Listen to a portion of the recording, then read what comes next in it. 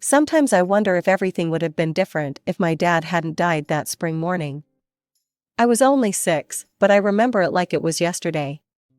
Dad was making pancakes, his Sunday special. He always shaped them into funny faces that made me giggle. Mom was setting the table, humming some tune I can't remember anymore. "Lily, princess, come help your old man flip these masterpieces," Dad called out, waving his spatula like a magic wand. I jumped off the couch, leaving my favorite stuffed bunny behind, and ran to the kitchen. That's when it happened. The spatula clattered to the floor, and Dad clutched his chest, his face twisted in pain. Everything after that is a blur of ambulance sirens, hospital corridors, and Mom crying. Just like that, my father was gone, leaving behind an empty house that felt too big and too quiet. Mom didn't cry for long, though. She met Richard at some community support group for widowed parents. He seemed nice enough, tall, with kind eyes and a gentle smile that reminded me a bit of Dad. Within a year, they were married, and he moved into our house. I was trying to adjust to having a new father figure when Mom dropped another bombshell. She was pregnant. I remember her face glowing with excitement as she told me I was going to be a big sister. I was 8 when Tommy was born, and that's when everything changed. That's when Mom quit her job as an elementary school teacher. "Tommy needs me," she'd say whenever anyone questioned her decision. These early years are crucial for a child's development. I wanted to ask about my early years, about whether they hadn't been crucial too, but the words stuck in my throat. Instead, I watched as Mom's world gradually shrank until it revolved entirely around Tommy. She'd forget to pack my lunch for school, then act surprised when I mentioned being hungry at dinner. "Oh, I'm sorry, sweetie," she'd say distractedly, already turning back to Tommy. "I was so busy with Tommy's doctor's appointment today." It wasn't just once or twice, it became our new normal. Richard noticed. I'd catch him watching Mom with a worried frown as she fussed over Tommy, completely ignoring me at the dinner table. One evening, as I sat alone doing my homework, he sat down beside me. "You know, Lily," he said quietly, helping me with my math problems, "sometimes people get so caught up in one thing that they forget to see what else they might be missing." As Tommy grew older, the tension in our house became impossible to ignore. Richard tried talking to Mom countless times about her obsession with Tommy, but it always ended the same way, with Mom getting defensive and angry. I remember one particular evening when Richard brought it up during dinner. Tommy was about 5, pushing his food around his plate while Mom hovered over him, trying to convince him to eat just one more bite.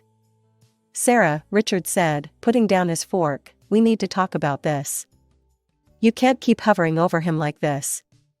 He needs to learn to do things on his own." Mom's face immediately hardened.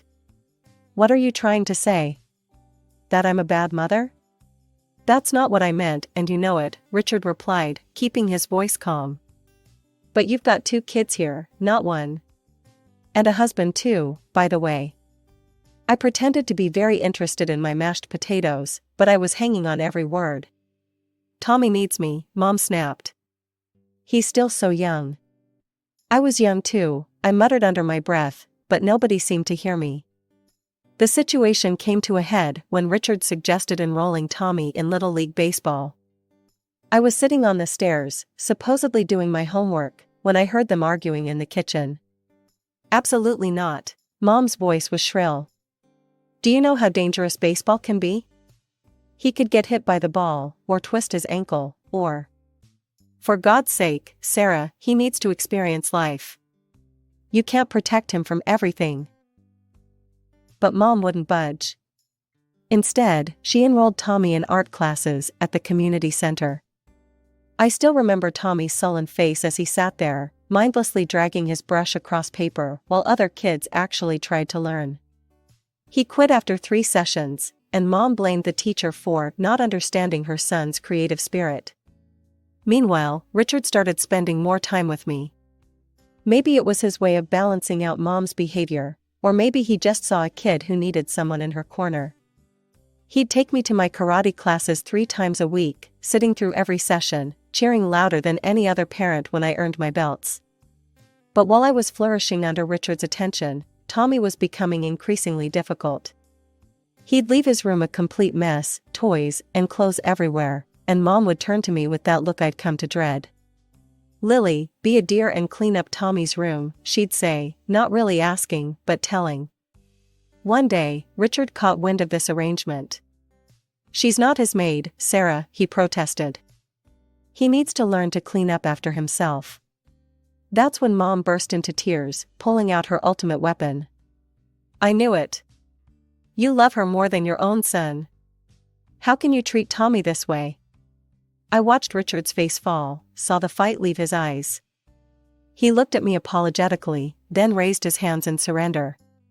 "Fine, have it your way," he said quietly, walking away. After that, he stopped arguing with Mom about Tommy. But the look he gave me said everything. He hadn't given up on me, even if he'd given up on fighting with Mom. It was a small comfort, but sometimes small comforts are all we have. High school graduation day was bittersweet.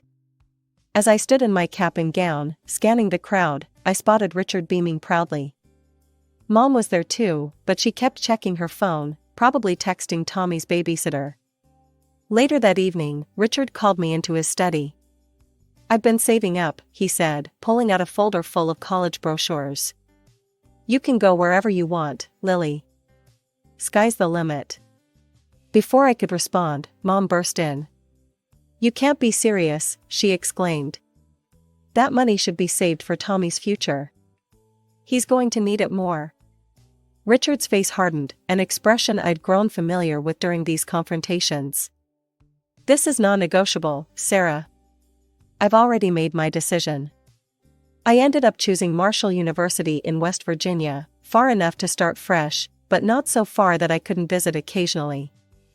The day Richard helped me move into my dorm, Mom couldn't come because Tommy had anxiety about her leaving. College life was exactly what I needed. For the first time, I felt free from the shadow of being the less favored child. I called home weekly, but my conversations were mostly with Richard. Mom was always too busy with Tommy. "Your brother's going through a difficult phase," Richard explained during one of our calls. His voice sounded tired. "He's hanging out with these kids from the wrong side of the tracks. I tried getting him involved in some after-school programs, but your mother—" "Let me guess," I interrupted. "She said you were being too hard on him?" "Exactly. Called me a tyrant for suggesting he might need some structure." Richard sighed. "She says I don't understand how sensitive he is." My visits home became less frequent as Tommy's behavior worsened. When I did come, he barely acknowledged my existence, holed up in his room with his video games. The few times I caught glimpses of him, he looked pale and angry, his eyes glued to various screens. After graduation, I landed a job at Deloitte in their consulting division. I stayed in West Virginia, building my career while watching from afar as my brother descended further into his self-imposed isolation. During one of my rare visits home, I tried knocking on his door. "Tommy, want to grab lunch?" My treat. All I got in response was the sound of gunfire from whatever game he was playing. Mom, passing by in the hallway, just shrugged. "He's not feeling social today. He's very stressed, you know." The contrast between our lives couldn't have been starker. While I was pursuing my career goals, Tommy was pursuing virtual achievements, supported by Mom's endless excuses. Richard's disappointed face said it all, but by then, even he had largely given up on trying to intervene. By 27, I had finally saved enough for a down payment on my own place. It wasn't huge, just a one-bedroom apartment in a decent neighborhood, but it was mine. The day I got the keys, I couldn't stop smiling. All those years of saving, of brown bag lunches and saying no to designer clothes, had finally paid off. "You all have to come see it," I said during my weekly call home. "I'm having a housewarming party next Saturday. I'll cook dinner, Richard, I'm even making your favorite lasagna." "Wouldn't miss it for the world, kiddo," Richard replied warmly. Mom's voice cut in on the other line. "Oh, honey, I don't think we can make it. Tommy has plans that day." "Plans?" I couldn't keep the skepticism out of my voice. What kind of plans? Very important ones, Mom said vaguely. I could hear Tommy's video game blasting in the background. The day of the housewarming, only Richard showed up. He brought a potted plant and a bottle of wine. Your mother sends her love, he said, but we both knew that was a lie. Over dinner, Richard filled me in on what was really happening at home. Tommy, now 20, hadn't bothered with college and spent his days either gaming or hanging out with his drinking buddies. Richard had tried to help, offering him a position at his construction company. Just as a starting point, you know, Richard explained, twirling pasta on his fork. Everyone needs to start somewhere. But Sarah, he shook his head. Sarah said it would be beneath him. Can you believe that? Said our Tommy was too intelligent for manual labor. Too intelligent to work, but not too intelligent to mooch off his parents? I muttered. Richard gave me a sad smile. I keep trying, Lily. God knows I keep trying. That was the last real conversation we had. 2 years later, I got the call that changed everything. Richard had collapsed at work, massive heart attack, just like my father. By the time I made it to the hospital, he was gone. The funeral was surreal. Mom put on quite a show, sobbing dramatically and telling anyone who would listen what a wonderful husband Richard had been. We were so happy, she wailed. How will we manage without him? I watched her performance with a mix of disgust and pity. Her tears weren't for Richard, they were for herself. I could see the wheels turning behind her grief-stricken facade. Richard had been the sole breadwinner. Without his income, how would she maintain Tommy in the lifestyle to which he'd become accustomed? Tommy didn't even bother to wear a proper suit to the funeral. He showed up in wrinkled khakis and a polo shirt that had seen better days. He spent most of the service staring at his phone while Mom made excuses for him. He's processing his grief in his own way. Standing there at Richard's grave, I couldn't help but think about how history had repeated itself.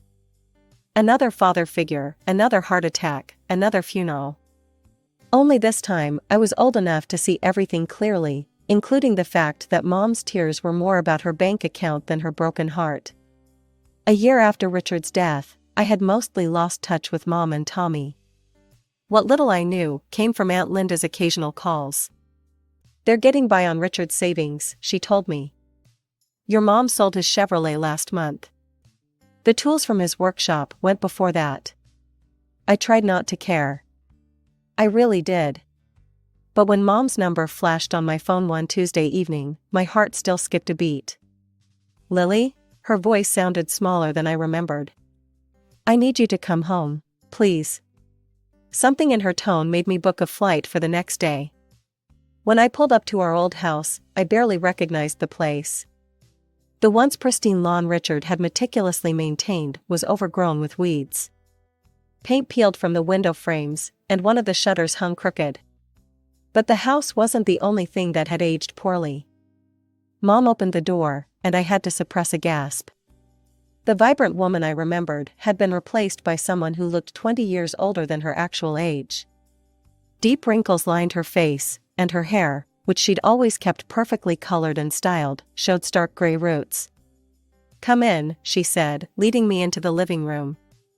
The house smelled musty, and dishes were piled in the sink. A thin layer of dust covered everything. This from the woman who used to make me rewash plates if she spotted a single water spot. Mom, what's going on? I asked, settling onto the couch. A spring dug into my thigh, another thing Richard would have fixed immediately. She broke down almost immediately. We're running out of money, Lily. My pension barely covers the utilities, and the savings. She twisted her hands in her lap. They're almost gone. What about Tommy? Is he helping with expenses? Mom's face did this complicated dance between embarrassment and defensiveness. He's looking for work. It's not his fault, these employers, they just don't understand him. The last place wanted him to start at 8 a.m. You know Tommy's not a morning person. And the one before that expected him to do manual labor. With his intelligence, I felt my jaw tightening. Mom, at his age and with no experience, he can't exactly be picky about. You don't understand, she cut me off, her voice rising to that familiar pitch that always preceded a Tommy defense. Then, abruptly, her tone changed. Lily, we need your help. We won't survive without it. I hate to ask, but you're doing so well in your career. I knew what was coming. Part of me wanted to refuse, to remind her of all the times she'd chosen Tommy over me. But looking at her worn face, the trembling hands, the desperate eyes, I couldn't. How much do you need? When she said $1,500 per month, I nearly choked. That was a significant chunk of my salary. But I found myself nodding anyway. Where's Tommy now? I asked as I prepared to leave, already regretting my decision. Oh, he's at a job interview, Mom brightened slightly. A very promising position with a tech company. Through the window, I could see Tommy's bedroom light on, and the familiar flicker of his computer screen. Some things never changed. True to my word, I set up an automatic transfer of $1,500 to Mom's account every month. Each time I saw that deduction from my bank balance, I told myself it was the right thing to do. Even if it meant postponing my own plans for a bigger apartment or a new car. I started visiting more frequently, though each visit felt like walking into a time capsule. Tommy was always there, either glued to his computer screen or sprawled on the couch with a beer in hand. How's the job search going? I'd ask. Mind your own business, he'd snap, or sometimes just grunt and turn up the volume on his game. During the holidays, I couldn't stand seeing the living room in such disrepair. The wallpaper was peeling, and there was a water stain on the ceiling that would have driven Richard crazy. So I spent my Christmas bonus hiring contractors to fix it up. When Mom sprained her ankle in February, I called to check on her. Oh, it's not so bad, she said, though I could hear the pain in her voice. Is Tommy helping you? He's busy with some online interviews. I hired a home health aide the next day. The money I'd been saving for a vacation went to cover her wages for the next 3 weeks. Then came the day I walked into the house and found a stranger sprawled across our sofa.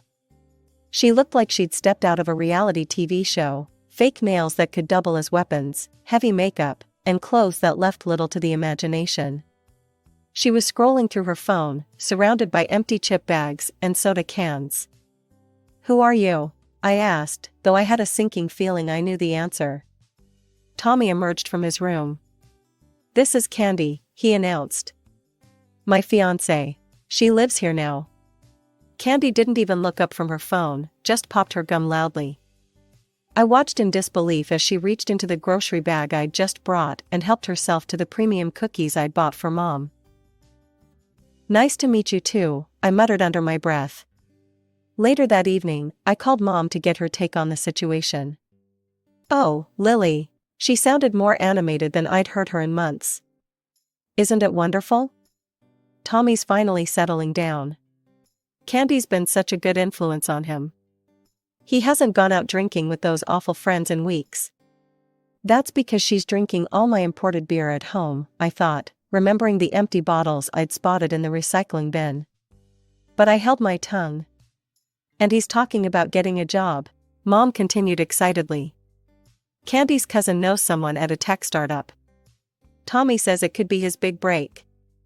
I made non-committal noises while thinking about the dozens of big breaks Tommy had mentioned over the years. But Mom was so happy, living in her bubble of perpetual hope, that I didn't have the heart to burst it. My next visit home started like any other. I juggled grocery bags as I pushed open the front door, only to stop dead in my tracks.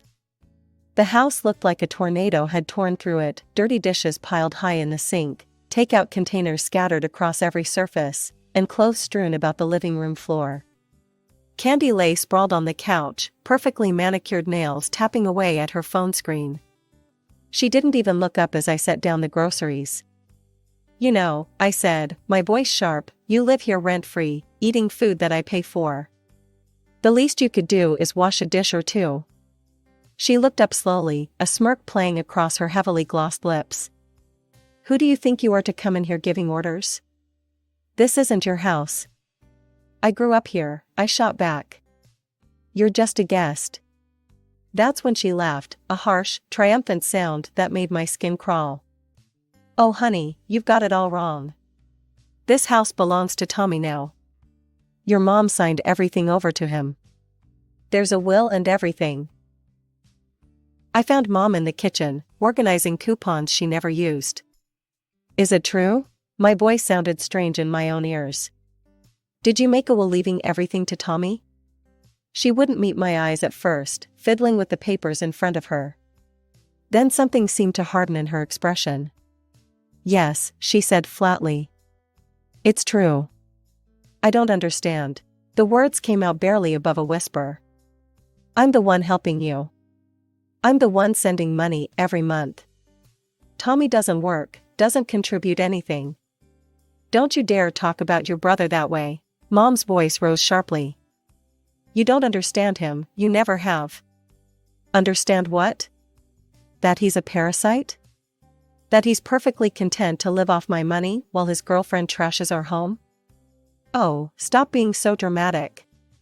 Mom's face twisted into something I didn't recognize. You want to know the truth? I never loved you the way I love Tommy. He's better than you in every way that matters. And I don't want to see you here anymore. The words hit like physical blows. All these years, I'd told myself that Mom did love me, she just showed it differently. That somewhere beneath her obsession with Tommy, she cared about me too. Now I knew better. I turned and walked out, Candy's triumphant laughter following me down the hall. 21 years of hoping, of making excuses, of trying to earn my mother's love, all of it ended with the quiet click of a door closing behind me. The drive home from Mom's house was a blur. I don't remember the 4-hour trip, don't remember climbing the stairs to my apartment, don't even remember sitting down on my couch. But I do remember the moment of clarity that came as I stared at my phone's banking app. The automatic transfer to Mom's account, $1,500, every month for the past year. My finger hovered over the screen for a moment before I decisively clicked Cancel Recurring Payment. For the next few weeks, I threw myself into work, trying to ignore the hole in my budget that suddenly felt like an opportunity rather than a burden. I started researching investment options for the money I'd been sending home. Maybe I could finally start saving for a house of my own, a real house, not just an apartment. Then, exactly 1 month after my last visit home, Mom called. The money didn't come through, she said without preamble. No hello, no how are you? There must be some mistake with the bank. There's no mistake, I replied, surprised by how steady my voice was. I canceled the transfers. There was a moment of stunned silence before she exploded. You what? How dare you? After everything I've done for you. I actually laughed at that. Everything you've done for me? Like what, Mom? Forgetting my existence? Forcing me to be Tommy's maid? Telling me you never loved me? That's different. She was using her familiar Tommy defense voice. You know I was upset. But you can't just stop helping us. We're counting on that money. Tommy and Candy are planning a vacation to Cancun, they need. A vacation? I interrupted, my voice rising. Tommy needs a vacation from what exactly? Playing video games? Drinking beer? Let me tell you something, Mom. Tommy doesn't need a vacation, he needs a job. How dare you speak about your brother that way? You're just jealous because... Because what? Because you left everything to him? Fine, you made your choice. Now he can take care of you. You ungrateful, mercenary little. The rest of her tirade dissolved into a stream of accusations and demands. I let her rant for a moment before speaking again. Goodbye, Mom. Don't call me again. I blocked her number before she could respond. But Mom wasn't done. Over the next few weeks, the messages started pouring in through every possible channel. Facebook messages about how she was struggling to pay bills. Instagram comments about what a terrible daughter I was. Emails detailing all the sacrifices she'd made for me, most of which I couldn't remember actually happening. Tommy joined in too, sending aggressive texts about how I was destroying the family. "Mom's crying because of you," he wrote. "You better start sending money again or else." I blocked him too, but not before replying, "Here's a crazy idea, try getting a job." Candy even tried reaching out through LinkedIn, of all places, with a long message about how I was breaking my poor mother's heart and how Tommy was too sensitive to handle the stress of work right now. I had to admire her creativity, at least. It's been 6 months now. I don't know how they're doing, and for the first time in my life, I don't feel guilty about that. Maybe they've finally realized that Tommy needs to support himself. Maybe they're still waiting for me to cave in and start sending money again.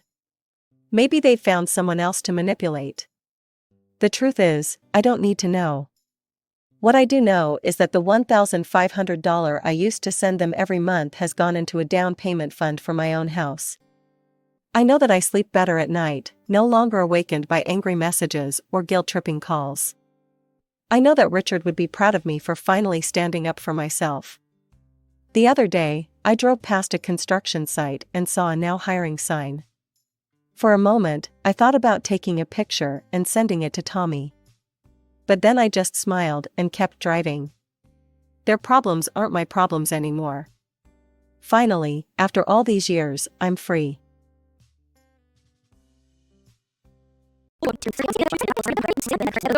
So, I didn't want to burden my mother with the cost of college. In high school, I was encouraged to go to college with a scholarship, but I wanted to work and make money as soon as possible, so I chose to join the company I am at now. I have told Sam about this, and when I asked him just to make sure, "You don't have any debts, do you?" He laughed and said, "Of course not." My mother had a hard time because of my father's debts. That's why I hate debts. I felt that even a scholarship was a kind of debt, and I didn't want to borrow money to go to college. Relieved by Sam's response, I decided to marry him. Now I live away from home, but I often talk to my mother on the phone. I have told her about Sam, and when I told her about his proposal, she was delighted.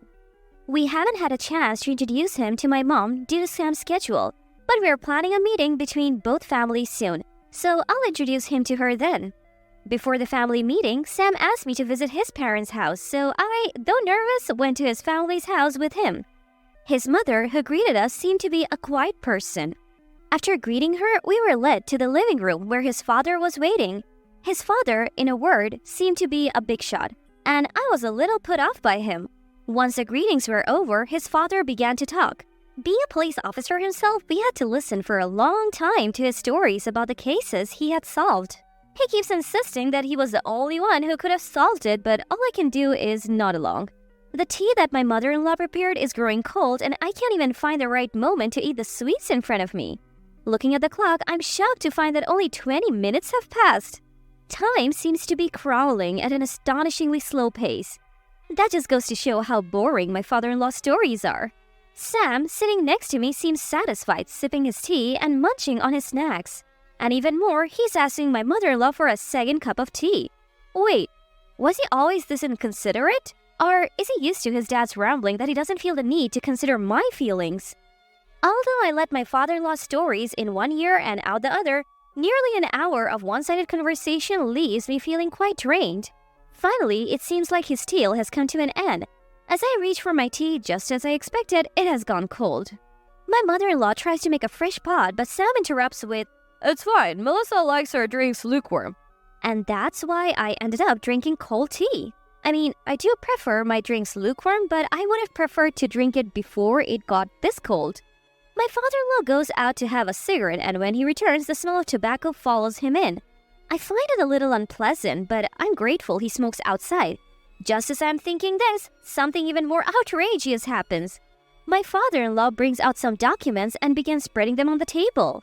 As I look closer, I realize that they're about me.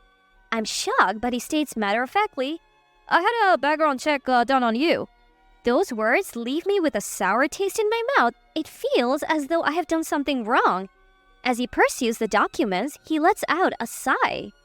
"Raised by a single parent and only a high school graduate." Well, that wasn't exactly a secret I had already told Sam. Surely he's not going to say he won't allow the marriage because of that. However, looking at me, my father-in-law says, "You just barely pass?" Barely? Is it because I'm from single-parent household or because I'm a high school graduate? I can't help but feel lost in my thoughts. But then Sam turns to me and says, "Good job, Melissa, you passed." So I guess I passed. I let out a sigh of relief.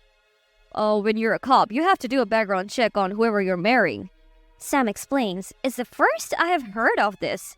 It would be problematic if there were criminals in the family or if investigative information got leaked. While Sam's explanation makes sense and I'm not against the idea of the check, I wish he had mentioned it sooner. I didn't like the fact that he just showed me the results of the investigation. And his comment about me barely passing was certainly rude. But at least I passed. I guess I won't have to go through this again. With that thought, I switch gears. As we wrap up the visit, Sam offers to drive me home. I ask him to drop me off at my mom's place. She should be home from work by the evening. I thought I would drop by and chat since I told her about visiting Sam's parents. Sam starts the car and we head towards my mom's place. In the car, I joke, I was surprised by the background check, but I guess that's part of being a cop. Maybe I should do a background check on you, Sam, just for fun. He laughs and says, "Go ahead, there's nothing you'll find about me."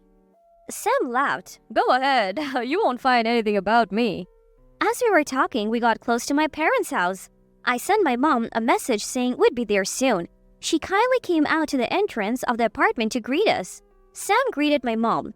Since there was no place to park the car, he left after a quick greeting. I went inside and told my mom about the day's events. She was surprised about the background check, but she said, "It must be tough being a cop, but I don't really like their methods." Then my mom says, "That guy, he has a fancy car and he looks well off. But do cops make that much money? He doesn't have any debt, right?" I'm not exactly sure about Sam's salary, but he seems like an elite among the police, so I suppose it's decent. My mom was worried about debt because my father had accumulated debt, which led to their divorce. When I mentioned this, my mother simply said, I see." A month later, I arranged to meet my mom at the nearest station to head to a restaurant that Sam's family frequents for our families to meet. A 10-minute bus ride from the station, we arrived at a rather fancy restaurant. Already there were Sam and his parents.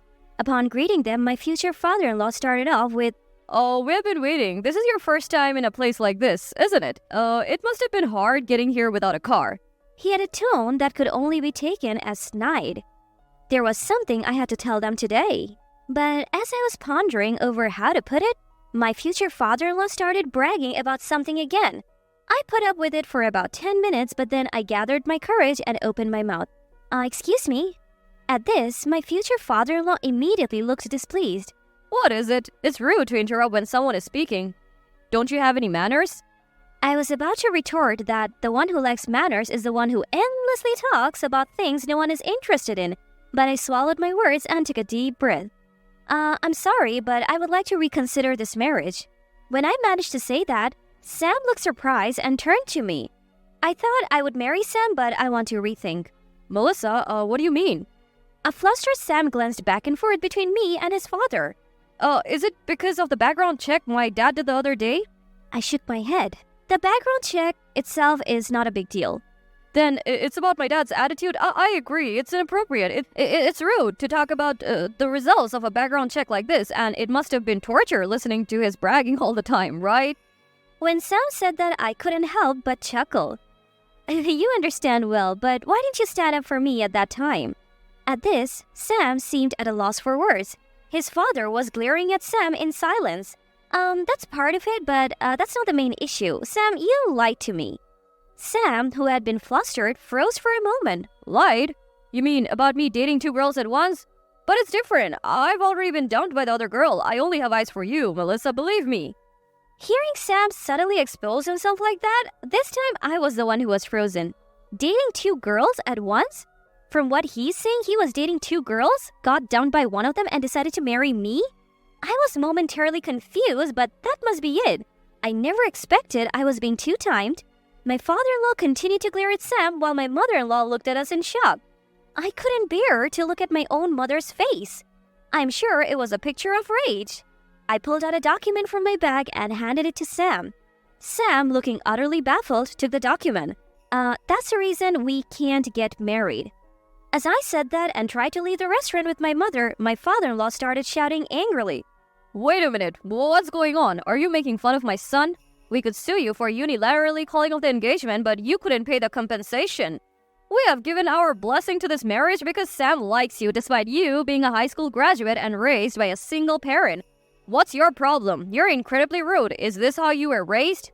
The words ignited my anger. I was about to retort when my mother stopped me.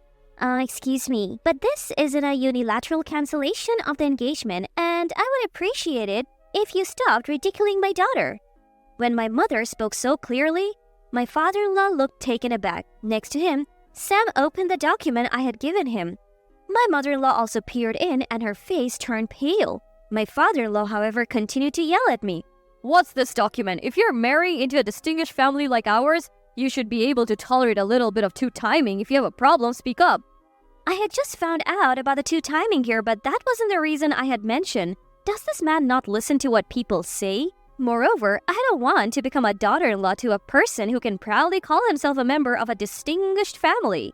This is a restaurant and the customers around us have been steering for a while. I want to leave as soon as possible because it's embarrassing, even though I'm never coming here again.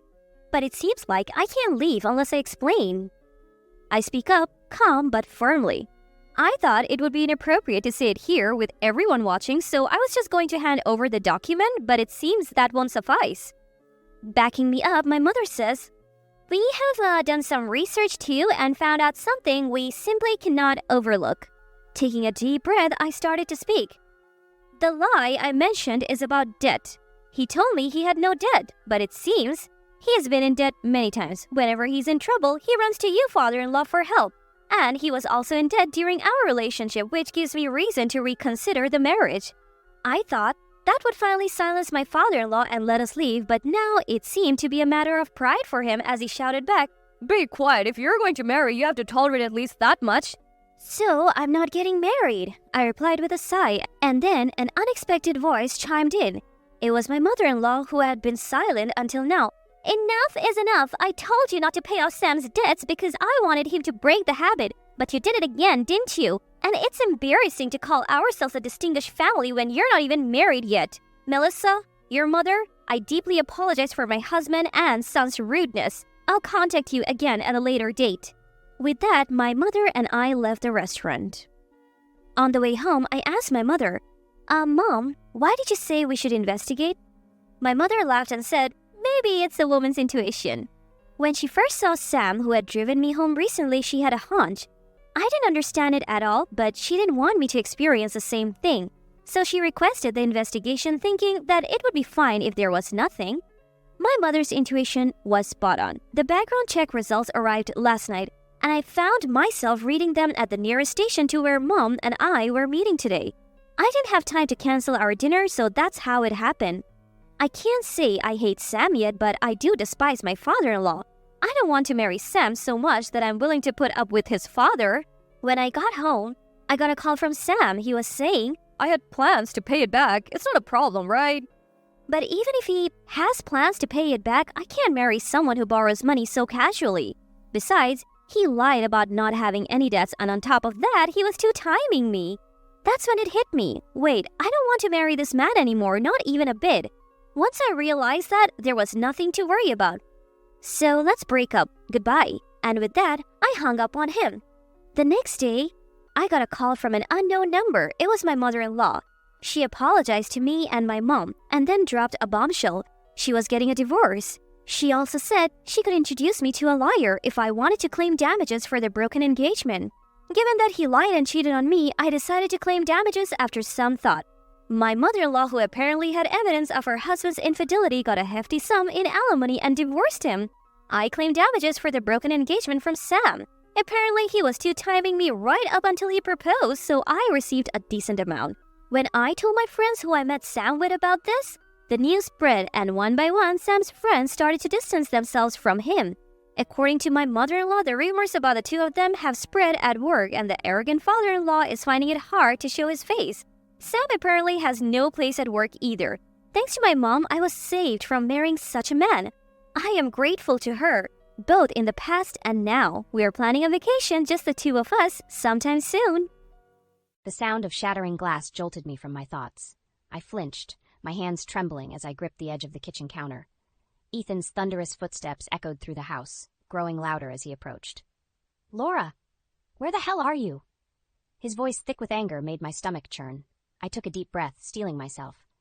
"I'm in the kitchen, Ethan," I called out, trying to keep my voice steady. He stormed in, his face flushed with rage. "Why isn't dinner ready? I told you I had an important meeting tonight." I gestured to the half-chopped vegetables on the cutting board. "I'm working on it. The girls needed help with their homework and I lost track of time." Ethan's eyes narrowed. "Always excuses with you, isn't it? Can't you do anything right?" His words stung, but I bit my tongue.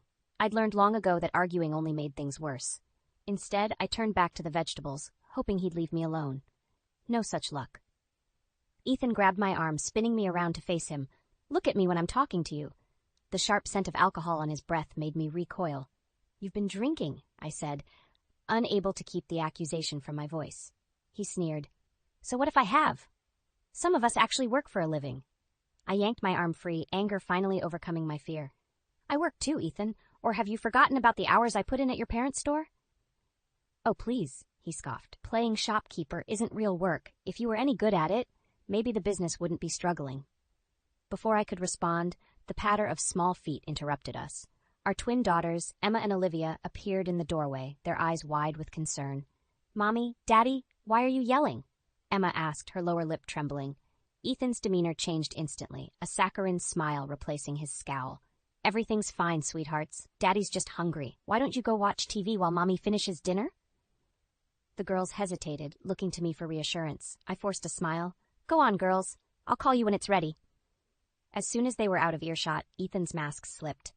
"This isn't over," he hissed, jabbing a finger at me. "I'm going out. Don't wait up." The front door slammed behind him, and I sagged against the counter, relief washing over me. But as I reached for my phone to order takeout for the girls, a notification caught my eye. A text message from an unknown number. "Hey, handsome, can't wait to see you tonight. Same place as last time? So." My heart stopped. With shaking hands, I opened Ethan's messages. There it was, plain as day. A long string of flirtatious texts with someone named Candy. My world tilted on its axis as the truth I'd been avoiding for years finally came crashing down. Ethan was cheating on me. A sob caught in my throat, but I swallowed it down. I couldn't fall apart, not with the girls in the next room. Instead, I took a deep breath and straightened my shoulders. For the first time in years, I felt a spark of something other than fear or resignation. It was anger. And with that anger came clarity. I couldn't keep living like this. I deserved better. My daughters deserved better. As I deleted the incriminating text and set Ethan's phone back where I'd found it, a plan began to form in my mind. This wasn't over, all right? But it wouldn't end the way Ethan thought it would. Not this time. I picked up my own phone and dialed a familiar number. "Margaret, it's Laura. I need your help." The bell above the door chimed as I stepped into Cozy Corner, the furniture store that had been in Ethan's family for generations. The familiar scent of wood polish and leather enveloped me, offering a strange comfort after the turmoil of the past few days. Margaret looked up from behind the counter, her silver hair gleaming in the soft light. "Laura, dear, I'm so glad you're here." I managed a weak smile. "Thanks for letting me come in today, Margaret. I needed to get out of the house." She crossed the room and enveloped me in a warm hug. "Of course, sweetheart. You know you're always welcome here." As I pulled away, I noticed the worry lines etched around her eyes. "Is everything okay?" Margaret sighed, her shoulders sagging. "It's Henry. His arthritis is acting up something fierce. He can barely get out of bed most days." My heart sank. Henry had always been the backbone of the business, handling deliveries and custom orders. "Oh, Margaret, I'm so sorry. Is there anything I can do to help?" She patted my hand. "Actually, that's why I called you. We're swamped with orders, and I can't manage it all on my own. I was hoping you might be able to pitch in a bit more." I hesitated. Ethan had made it clear he didn't want me spending too much time at the store. But the thought of going back to that empty house, waiting for him to stumble home drunk and angry? "Of course," I said, squaring my shoulders. "Just tell me where you need me." Relief flooded Margaret's face. "Oh, thank you, dear. You're a lifesaver." For the next few hours, I lost myself in work, I organized invoices, helped customers, and even managed to upsell a young couple on a matching set of end tables. For the first time in years, I felt capable, useful. As the last customer left, Margaret locked the door behind them and turned to me with a grin. "Laura, you're a natural at this. I don't know what we'd do without you." Warmth bloomed in my chest at her praise. "I'm just happy to help," I said, meaning every word. The moment was shattered by the harsh ring of my cell phone. Ethan's name flashed on the screen. "Aren't you done yet?" he barked as soon as I answered. "The girls need to be picked up from soccer practice." I glanced at the clock, my stomach dropping. I'd completely lost track of time. "I'm so sorry, I'll leave right now." "Don't bother," Ethan cut me off. "I'll do it, but we're gonna have a serious talk when I get home." The line went dead. I stared at the phone, my hands shaking. Margaret's voice was gentle. "Laura, what's wrong?" I couldn't meet her eyes. "It's nothing. I forgot about the girls' practice. Ethan's picking them up." "And that's upset you this much?" Margaret's tone sharpened. "What aren't you telling me?" The dam broke.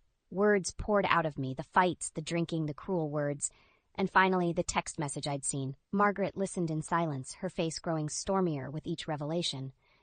When I finished, she took my hands in hers. "Laura, listen to me. You do not deserve to be treated this way. Not by anyone, and certainly not by my son." Tears stung my eyes. "I don't know what to do, Margaret. I can't leave. Where would I go? How would I support the girls?" Margaret's grip tightened. "You let me worry about that. For now, I want you to come work here full time. We'll say it's because of Henry's health, which isn't a lie. It'll get you out of that house and give you some financial independence." Hope, fragile but persistent, bloomed in my chest. "Are you sure?" "Absolutely," Margaret said firmly. "And Laura, when you're ready to leave him, you'll have a place to go. I promise you that." As I left the store that evening, I felt lighter than I had in years. For the first time, I could see a way out. A future where I wasn't trapped by Ethan's cruelty. It wouldn't be easy, but with Margaret's support, I knew I could do it. I just had to be brave enough to take the first step. The rhythmic thud of golf clubs hitting balls echoed across the manicured green as I pulled into the country club parking lot. I spotted Ethan immediately, his boisterous laugh carrying across the practice range. He was surrounded by a group of men in crisp polo shirts, looking every bit the successful businessman he pretended to be. I gripped the steering wheel tighter, willing myself to step out of the car. It was the annual club barbecue, and Ethan had insisted I attend. "It's important for my image," he'd said, as if I were nothing more than an accessory to be shown off. Taking a deep breath, I plastered on a smile and made my way over to the group. Ethan's eyes narrowed as he saw me approach. "There you are," he said, his tone clipped. "I was beginning to think you weren't coming." I forced a laugh. "Sorry, I got held up at the store. You know how busy it gets on weekends." One of the men, Tom, I think his name was, raised an eyebrow. "Store? I didn't know you worked, Laura." Before I could respond, Ethan cut in. "Oh, she just helps out at my parents' with little furniture shop sometimes. Nothing serious." The dismissive wave of his hand made my blood boil, but I bit my tongue. This wasn't the time or place for an argument. As the afternoon wore on, I found myself increasingly isolated. Ethan flitted from group to group, schmoozing and networking, while I was left to make small talk with the other wives. Their conversations about designer handbags and spa treatments felt like they were happening in another world. One I'd never truly belonged to. "Laura!" Margaret's voice cut through the chatter. I turned to see her striding across the lawn, Henry leaning heavily on her arm. Relief washed over me. "Margaret, Henry? I didn't know you were coming." Margaret's eyes twinkled. "We wouldn't miss it. Besides, I wanted to talk to you about some ideas for the store." For the next hour, we huddled together, discussing new inventory and marketing strategies. It felt good to be productive, to be valued for my mind rather than my appearance. Our conversation was interrupted by Ethan's hand on my shoulder, his grip just a little too tight. "Sorry to break up the work meeting," he said, his voice dripping with sarcasm, "but I need to borrow my wife." He steered me away, his fingers digging into my arm. "What the hell do you think you're doing?" he hissed once we were out of earshot. I jerked away from him. "What are you talking about?" "This isn't a business meeting, Laura. You're supposed to be socializing, making me look good, not hiding in a corner with my parents." I don't want to hear it," he snapped. "Just go mingle or something, and try to look like you're enjoying yourself for once." As he stormed off, I caught sight of a young woman watching us from across the lawn. She was beautiful, with long blonde hair and a figure that turned heads. But it was the way she was looking at Ethan that made my stomach churn. Wait, I'd seen that look before, in the mirror years ago, when I still believed in love and happily ever afters. Before I could process what I was seeing, my phone buzzed. It was a text from the store's security system. Motion detected. Panic gripped me. We'd been having issues with break-ins lately, and with Henry's health declining, I was the only one who could check it out. I found Ethan deep in conversation with the blonde. "I have to go," I said, interrupting them. "There's an emergency at the store." Ethan's face darkened. "You've got to be kidding me. Can't someone else handle it?" "There is no one else," I said, my voice stronger than I felt. "I'm sorry, but I have to go." As I turned to leave, I heard the blonde's simpering voice. "Oh, don't worry about it, Ethan. I'm sure we can find a way to pass the time without her." Their laughter followed me to my car, fueling a fire I didn't know was burning inside me. In that moment, I made a decision. I was done being Ethan's doormat, his silent, obedient wife. It was time to take control of my life, starting with saving the business that had become my sanctuary. I stumbled through the front door, exhausted from another long day at the store. The house was quiet, too quiet. My heart raced as I called out, "Emma? Olivia? Are you girls home?" No answer. Panic rising, I rushed to check their rooms, only to find them empty. As I turned to head back downstairs, I nearly collided with Ethan, who was leaning against the doorframe, arms crossed. "Where are the girls?" I demanded, my voice shaking. Ethan's lips curled into a smirk. "Relax. They're at my parents' house. I thought we needed some alone time." The way he said it made my skin crawl. I tried to push past him, but he blocked my path. "We need to talk, Laura," he said, his tone dangerously calm. "This little rebellion of yours has gone on long enough." I straightened my spine, meeting his gaze. "What are you talking about?" "Don't play dumb," he snapped. "The late nights at the store, missing my golf tournaments, embarrassing me in front of my colleagues. It stops now." "I'm not embarrassing you, Ethan," I retorted. "I'm working. Someone has to keep that store running while your father's health declines." His eyes narrowed. "And what's that supposed to mean?" "It means that if I wasn't there, your parents would lose everything they've worked for, everything they want to leave to us, to our daughters." Ethan scoffed. "Please, that store is a sinking ship.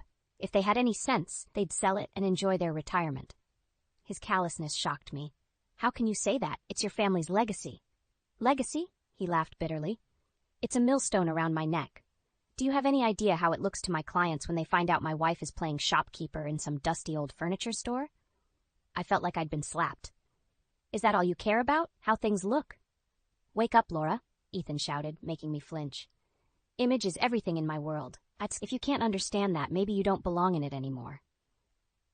The threat hung in the air between us. For a moment, I was that scared, insecure woman I'd been for so long. But then I thought of Margaret's unwavering support, of the pride I felt when I made a difficult sale, of the way my daughters' faces lit up when they visited me at the store. "You're right," I said quietly. "Maybe I don't belong in your world anymore." Ethan's face contorted with rage. He grabbed my arm, yanking me closer. "What did you just say to me?" I wrenched free, adrenaline coursing through me. "I said you're right. I don't want to be part of this facade anymore. I'm done pretending to be the perfect silent wife while you flirt with every woman who crosses your path." His eyes widened in shock, then narrowed dangerously. "You ungrateful bitch. After everything I've given you." "Given me?" I laughed, the sound harsh and foreign to my ears. "What have you given me, Ethan? A life of walking on eggshells, of never being good enough, of wondering which lie you'll tell next." I saw his hand twitch, and for a terrifying moment I thought he might hit me. Instead, he turned and punched the wall, leaving a gaping hole. "This is your last chance, Laura," he growled. "Either you start acting like a proper wife, or what?" I interrupted, surprising us both with my defiance. "You'll leave? Go ahead. I'm sure your girlfriend would be thrilled." The color drained from Ethan's face. "What are you talking about?" "I know about the affair, Ethan," I said, my voice steadier than I felt. "I've known for weeks." He stumbled back as if I'd physically struck him. You're bluffing." I pulled out my phone, showing him the screenshots I'd taken of his messages. "Am I?" Ethan's face twisted into an ugly snarl. "You little sneak. You had no right." "I had every right," I shouted back. "I'm your wife, the mother of your children, or have you forgotten that in your rush to bed, every young thing that catches your eye?" He lunged forward, grabbing my shoulders. "You listen to me." The sound of a car door slamming outside made us both freeze. Moments later, Emma and Olivia's voices floated up from the driveway, chattering excitedly about their day with their grandparents. Ethan released me, stepping back. "This isn't over," he hissed. as I watched him plaster on a fake smile to greet our daughters. I knew he was right. This wasn't over, not by a long shot. But for the first time in years, I felt ready to fight. Whatever came next, I wouldn't back down. Not anymore. The store was quiet, save for the gentle hum of the air conditioning. I stood behind the counter, mechanically polishing a brass lamp, my mind still reeling from last night's confrontation with Ethan. The bell above the door chimed, startling me from my thoughts. "Laura, dear?"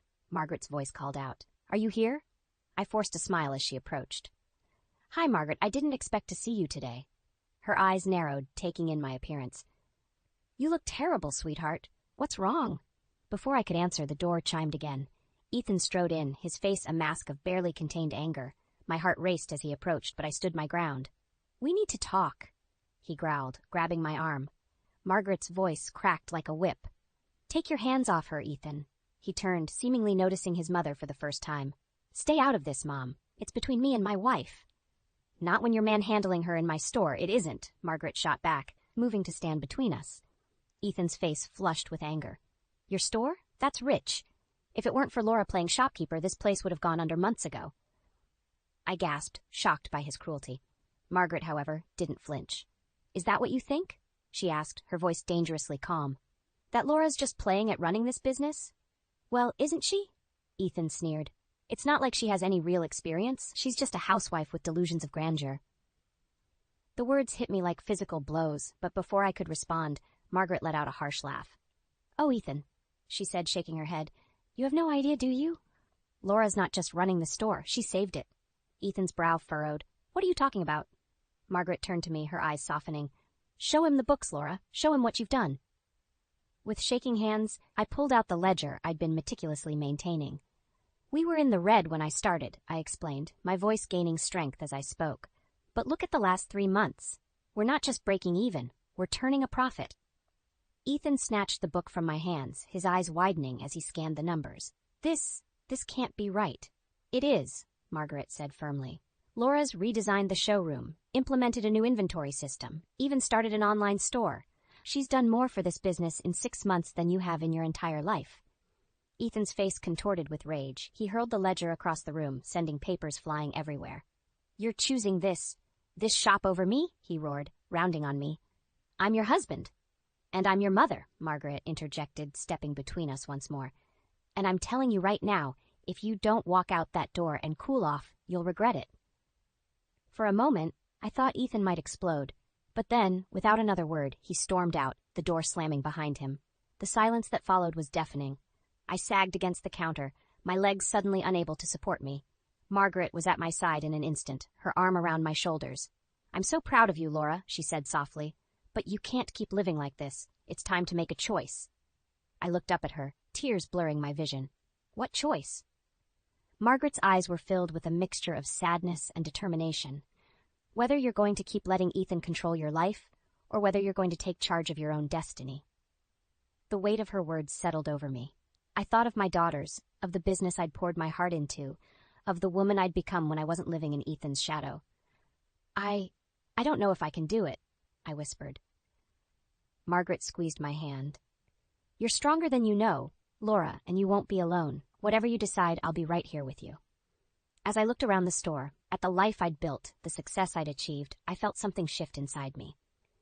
The fear was still there, but alongside it was something new. Something that felt a lot like hope. I took a deep breath, squaring my shoulders. "Okay," I said, my voice steadier than I felt. I think it's time I talked to a lawyer." Margaret's smile was fierce and proud. "That's my girl. Now, let's clean up this mess and plan our next move. You've got a bright future ahead of you, Laura. It's time to grab it with both hands." My hands trembled as I placed the last of the girls' clothes into their suitcases. The house was eerily quiet, the calm before the storm I knew was coming. I'd sent Emma and Olivia to stay with Margaret for the night, not wanting them to witness what was about to unfold. The front door slammed, making me jump. Ethan's heavy footsteps echoed through the house, getting louder as he approached our bedroom. "Laura?" he called out, his voice slurred. "Where are you?" I took a deep breath, steeling myself. This was it, no turning back now. "I'm in here," I answered, my voice steadier than I felt. Ethan stumbled into the room, his eyes narrowing as he took in the packed suitcases on the bed. "What the hell is this?" I straightened my spine, meeting his gaze. I'm leaving you, Ethan. I'm taking the girls and we're going to stay with your parents for a while. He laughed, a harsh, ugly sound. Like hell you are. You're not taking my daughters anywhere. They're my daughters too, I shot back. And I won't let them grow up thinking this is what a marriage should look like. Ethan's face contorted with rage. He lunged forward, grabbing my arm. You ungrateful bitch, after everything I've done for you. I wrenched free, anger giving me strength. Done for me? What have you done except lie, cheat, and make me feel worthless? Cheat, he sputtered. What are you talking about? I know about Candy, I spat. I've seen the texts, Ethan. How long has it been going on? Months? Years? The color drained from his face. For a moment, he looked like he might deny it. Then his expression hardened. So what if I did? It's not like you've been much of a wife lately. His words hit me like a physical blow, but I refused to back down. I've been running your family's business, raising our children, and trying to hold this marriage together. What have you been doing besides drinking and screwing around? Ethan's eyes flashed dangerously. He took a step towards me, his fists clenched. You watch your mouth. Or what? I challenged. You'll hit me? Go ahead, give me one more reason to walk out that door. For a terrifying moment, I thought he might actually do it, but then he deflated, sinking onto the bed. You can't leave, he mumbled. What about the girls? What about the business? The girls will be fine, I said firmly. They'll have me and your parents. As for the business, I think I've proven I can handle it just fine without you. Ethan's head snapped up, his eyes blazing. You think you can just take everything from me? My kids, my family's legacy? I'm not taking anything, I retorted. I'm choosing to live a life free from your abuse and lies, and if that means I have to do it on my own, then so be it. He stood up abruptly, towering over me. You'll never make it without me. You're nothing without me, Laura. Nothing. His words, once so cutting, now felt hollow. I looked at him, really looked at him, and saw not the powerful man I'd feared for so long, but a sad, angry shell of a person. You're wrong, I said quietly. I'm everything without you, and it's time I started living like it. I grabbed the suitcases, brushing past him towards the door. Ethan's hand shot out, gripping my arm once more. If you walk out that door, he growled, don't bother coming back. I met his gaze, unflinching. I won't. With that, I wrenched free and strode out of the room, out of the house that had been my prison for so long. As I loaded the suitcases into my car, I felt a weight lifting from my shoulders. But as I slid into the driver's seat, my phone buzzed with a text from Margaret. Ethan just called. He's on his way here. Hurry. My heart raced as I started the engine. The night wasn't over yet. I had to get to my girls before Ethan did.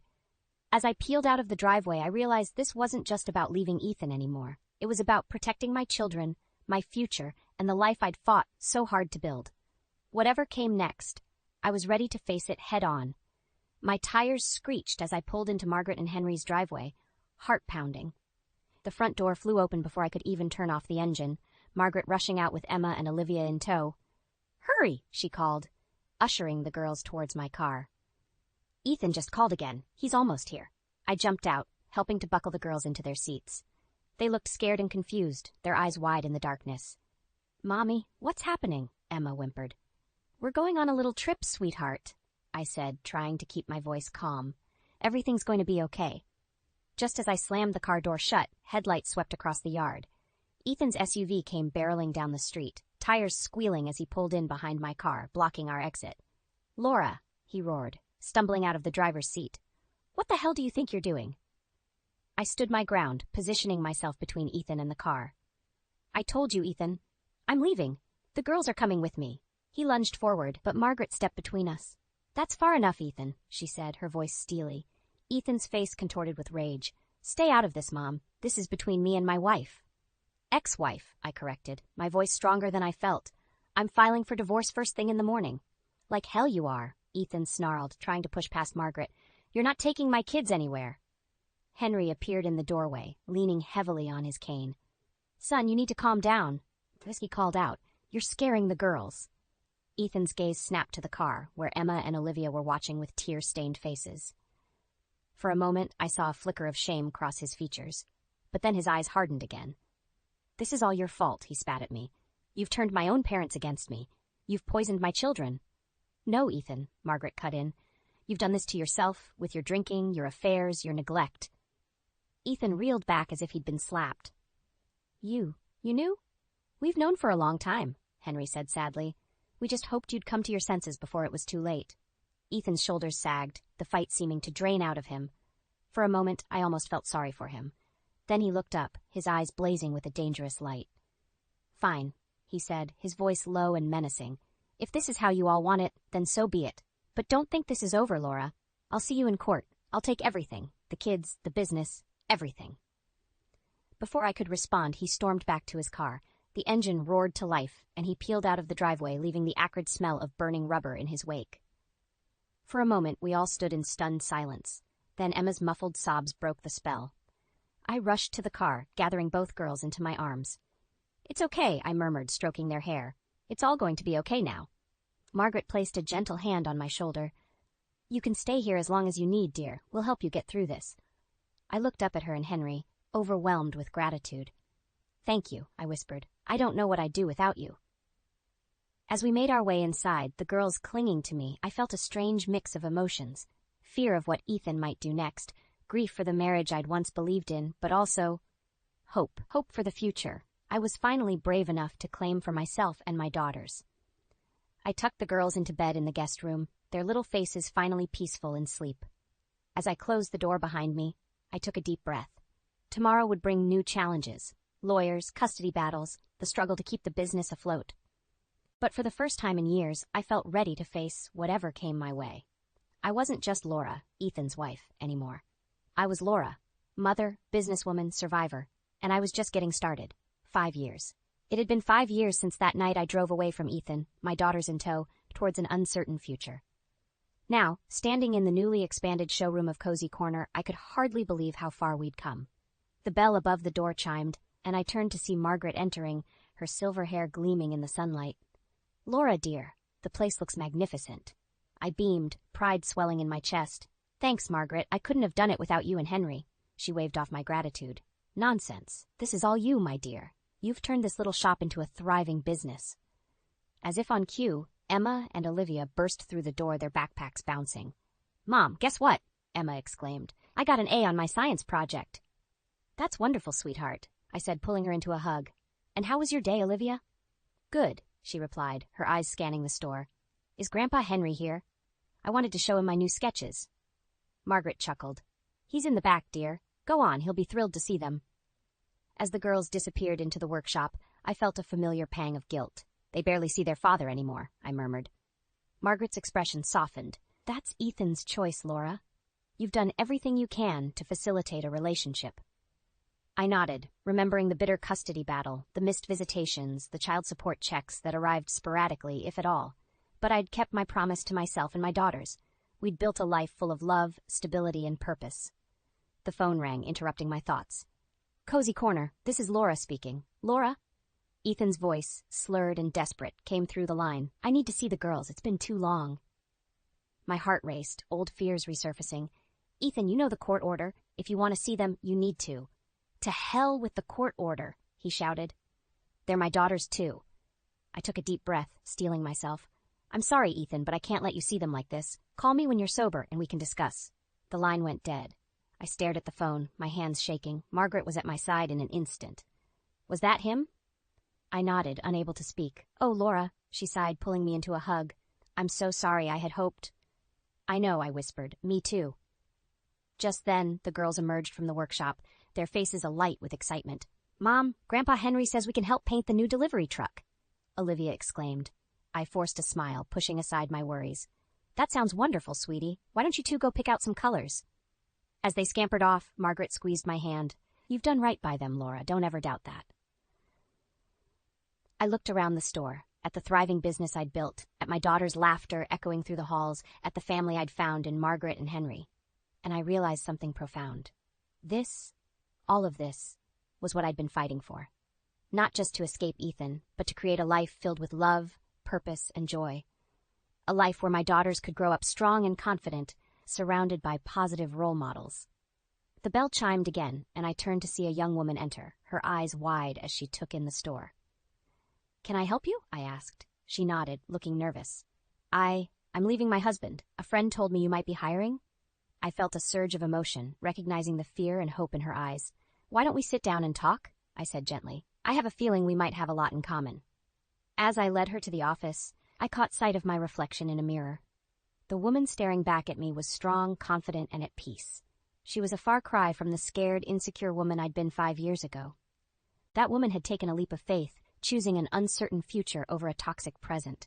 And in doing so, she'd not only saved herself, but created a legacy of strength and resilience for her daughters. I smiled at my reflection, feeling a deep sense of contentment wash over me. The road hadn't been easy, but every struggle, every tear, every moment of doubt had led me here. And I wouldn't change a thing.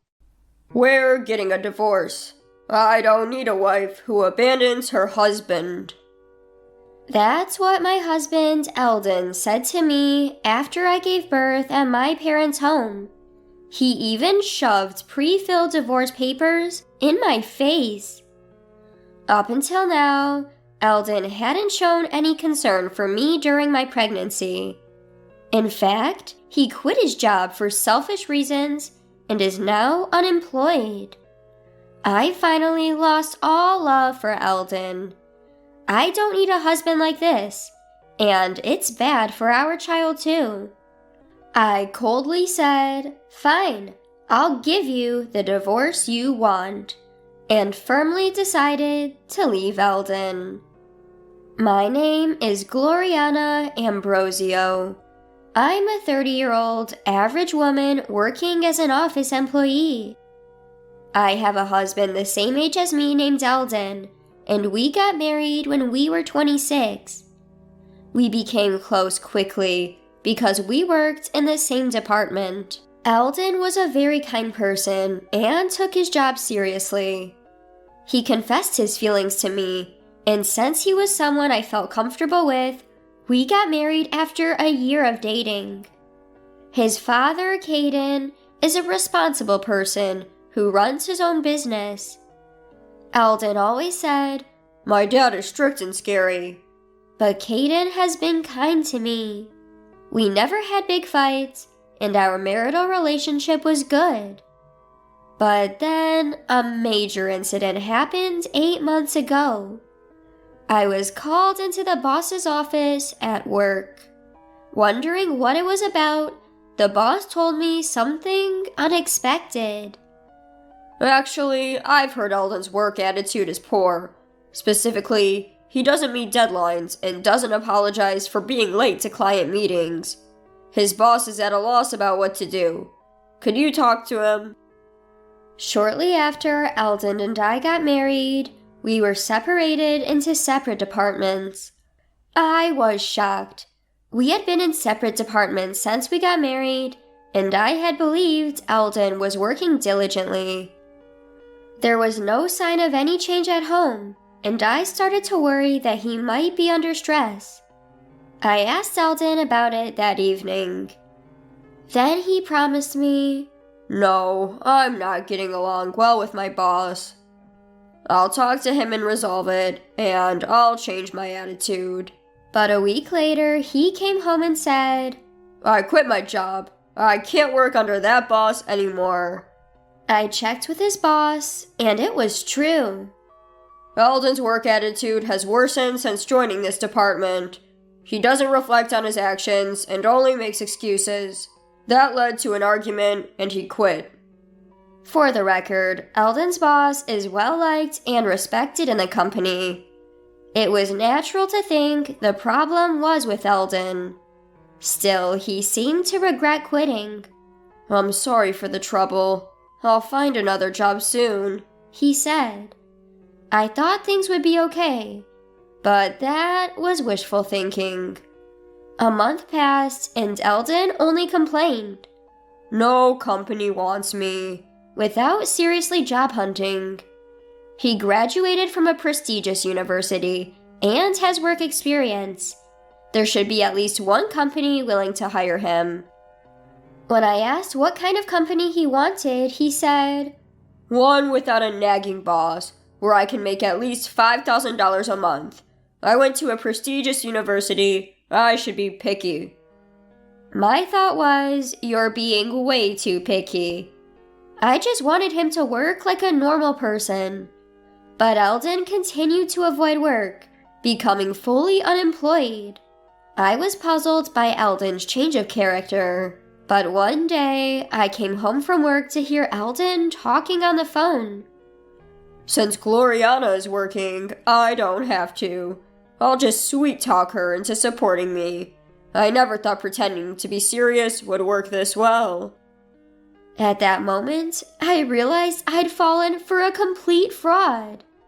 The real Eldon was just a slacker who had been playing the role of a nice guy. When he noticed me, he tried to brush it off, saying, I was joking. I'll look for a job. But I wasn't fooled. Enough is enough. You better start working. I yelled, insisting he find a job, any job. Part of my anger came from concern for our future, but there was another, more pressing reason. I was pregnant. I found out I was expecting around the same time Eldon quit his job. Raising a child costs money, so I wanted Eldon to find stable employment. But as I mentioned, Eldon remained jobless and didn't care much for my pregnant condition. I was struggling with morning sickness and other issues, making household chores difficult. Yet, Eldon lay on the sofa eating potato chips, even saying, Pregnancy isn't an illness. Deal with it. I had hoped he'd change as he became more aware of his impending fatherhood, but his attitude remained the same. In fact, it worsened. Just yesterday, he got furious when I used canned food to save time on cooking. You should feed your husband proper meals. That's a wife's duty. He lectured. I was furious.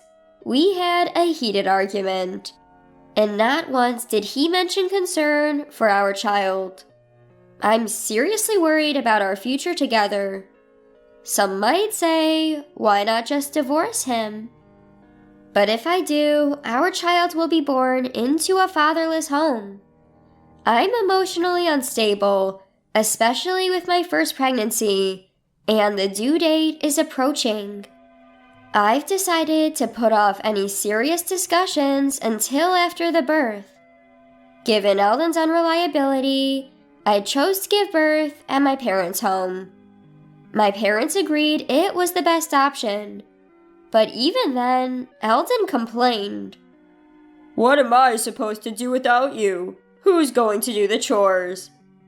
I was so fed up with Eldon that I angrily told him, You're an adult. Figure it out yourself, and went to my parents' home. I later gave birth to a healthy baby. When I felt better, I went back to Eldon for the first time in a while. When I returned to Eldon's place after about 2 months, the house was a mess. Trash was scattered everywhere, and a pile of clothes lay next to the washing machine. As I stood there, stunned, Eldon appeared with bed hair. Finally, you're back. There's something I want to talk about. Eldon pulled out a document with a malicious grin. It was a pre-filled divorce application. I'm divorcing you. I don't need a wife who abandons her husband. Hearing this, my love for Eldon completely evaporated. I thought, I don't need a husband like this, and he's a bad influence on our child. I coldly said, Fine, you'll get your divorce, and was determined to leave him. Still, Eldon remained defiant. You'll regret it if you divorce me. Now, fill in your part. I snatched the divorce papers from him and filled them out immediately. I decided to take them straight to the courthouse. Goodbye then. I'll come back for my stuff later. Don't throw anything away. I left the house and went directly to the courthouse. The divorce was finalized, and Eldon and I became strangers. I returned to my parents' home and decided to raise my child with them. I didn't want to stay in a house filled with bad memories, and raising a child alone was daunting. My parents are trustworthy, and it's comforting to have them around. Life became a daily joy watching my child grow while navigating the challenges of new motherhood. However, a month after the divorce, Eldon suddenly called my parents' landline. I had blocked his number on my cell, but I'd forgotten to block the landline. Hey, when are you coming back? I'm struggling here. Confused, I retorted, "What? We're strangers now. I'm never coming back." Hearing this, Eldon started to panic. Wait, you actually filed the divorce papers? Yes, you wanted a divorce, didn't you? I've been over you for a while now, so I submitted them a month ago. Upon hearing my blunt response, Eldon became furious. Why did you file them? I was just trying to scare you into coming back and taking care of me. I was utterly disgusted by his twisted logic. Whether you were serious or not, I have no intention of reconciling with you. You've been useless ever since I got pregnant. Who would want to be a family with a man like that? I get it. I'm sorry. I've reflected on my actions. Please come back. I'm really struggling financially. He was pretending to be remorseful now. We settled our property when we divorced, and like I said before, you're an adult. Figure it out. I yelled and hung up the phone. I immediately blocked his number to prevent further calls. I thought that was the end, but a month later, on a peaceful Sunday afternoon, the doorbell rang. It was Eldon. Not wanting any more to do with him, my parents and I tried to pretend we weren't home, but Eldon persistently banged on the front door. Hey, I know you're in there. Come out. Not wanting to disturb the neighbors, I reluctantly went to answer the door. There stood Eldon, skinny and unshaven. I hadn't seen Eldon in 2 months, and I was shocked to see he looked like a drifter. Without asking, he walked into the house and sat arrogantly on the sofa. Gloriana, I need money. Just $1,000. I'm really struggling here. So why don't you get a job? You have a degree from a prestigious university, and you're not too old to work. Annoyed, I said this, and Eldon began to explain. Actually, I've decided to make money through investment. Working a regular job is for fools. I found a trustworthy advisor online, so I'm good. I'm still in the red because I just started, but I'm told it'll turn profitable. But I'm running out of the money I got from our property division, so I need your help. I was sure it was a scam. My mom, looking disgusted, returned to taking care of the baby. My dad also looked like he thought it was a scam. But Eldon, oblivious, kept insisting on money. I'll pay you back when my investments pay off and you can live the high life. I reached my breaking point with his incessant and nonsensical demands. If you don't stop, I'm calling the police. I was genuinely angry, and with my dad, we kicked Eldon out. The mention of the police kept him away for a while, but we never knew when he might show up again. We considered moving, but with a baby, it seemed ridiculous to incur moving costs just because of him. So my parents and I devised a plan for the next time Eldon showed up. Another month passed, and unfortunately, Eldon returned. Seeing him, my mom immediately made a phone call as planned. My dad and I let Eldon in and humored him for a while. His goal was still money. I'm in trouble. I can't reach my investment advisor anymore. I poured in over $10,000, and it was a scam. I have nothing left. You're the only one I can rely on. It was incomprehensible why he thought he could rely on me after all he'd done. But we couldn't just send him away. He might come back. So my dad and I listened to Eldon's complaints to buy time. We were waiting for reinforcements. When Eldon paused, I smiled reassuringly. Don't worry, I'll help you find a new job and a place to live. Eldon's face lit up, not knowing any better. Really? Yes, really. Just then, the doorbell rang. I checked and let the visitor in. It was the person my mom had called. Seeing the man's face, Eldon froze. Dad! My mom had called Eldon's father, Caden. Actually, my parents and I had been consulting with Caden about our Eldon problem. After hearing the whole story, Caden said, I apologize for the trouble my foolish son has caused you. If he bothers you again, please contact me. I'll come to pick him up immediately. So we decided to call Caden the next time Eldon showed up. Eldon was intimidated by his father, so we hoped this would have some effect. And it did. Eldon was furious. Why did you consult my dad? This is a family issue. I'm not a child. I don't need to rely on my parents. But his face was pale. Caden, on the other hand, seemed to explode with anger at Eldon's words. What kind of attitude is that after causing so much trouble? You've done something so terrible that even your parents have to intervene. What are you doing at 30?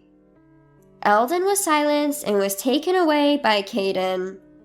After that, Eldon started working as a general helper at Caden's company. He's being strictly trained in manners and how to be a decent human being. Moreover, his direct boss is quite strict, and if Eldon slacks off even a bit, he gets scolded. Life must be hellish for Eldon, and his salary is lower than when he was a regular employee. With debts to pay, he's not left with much. It's a far cry from his dream of making $5,000 a month without a nagging boss, and it must be tough. But he brought this upon himself, so I want him to suffer. As for me, I'm busy raising my child. My child is growing up healthy and strong. Life is tough, but my parents are supportive, and there are many experienced parents at my workplace, which is a big help. Recently, I went to the aquarium with my child and parents. My child was fascinated by the dolphins he saw for the first time and seemed to enjoy it. I want to give my child various experiences and want him to learn many things. I intend to do my best as a parent.